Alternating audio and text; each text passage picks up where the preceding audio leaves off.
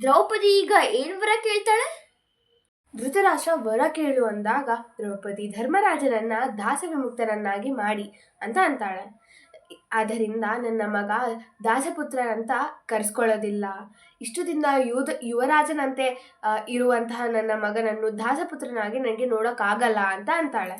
ಆಗ ಧೃತರಾಷ್ಟ್ರ, ನೀನು ಅನ್ಕೊಂಡಿದ್ದೆಲ್ಲ ನಡೆಯುತ್ತೆ ಕಲ್ಯಾಣಿ ಅಂತ ಅಂತಾನೆ.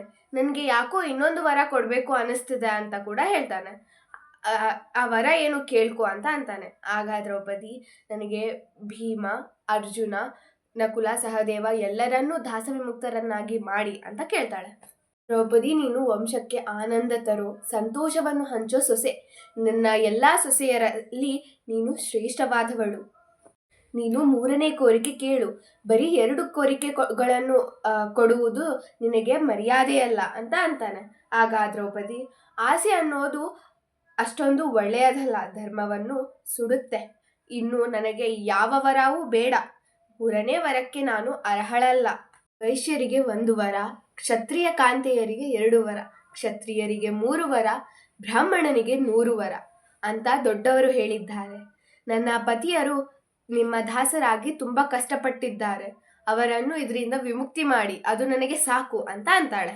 ಅದೇ ಸಮಯದಲ್ಲಿ ಕರ್ಣ, ನಾನು ಎಷ್ಟೋ ಸುಂದರವಾದ ಸ್ತ್ರೀಯರನ್ನು ನೋಡಿದ್ದೆ, ಆದರೆ ಈ ರೀತಿಯಾಗಿ ತಮ್ಮ ಕಾರ್ಯವನ್ನು ನಡೆಸಿಕೊಳ್ಳುವವರನ್ನು ನೋಡೇ ಇಲ್ಲ.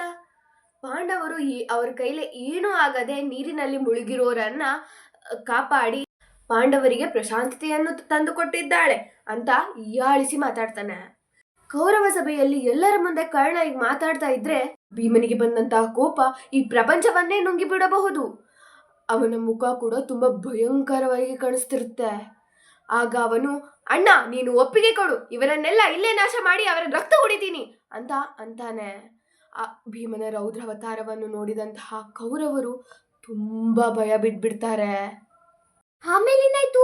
ಅಷ್ಟು ಕೋಪದಲ್ಲಿರೋ ಭೀಮ ಆಮೇಲೆ ಕೌರವರನ್ನ ಸಂಹಾರ ಮಾಡ್ತಾನಾ?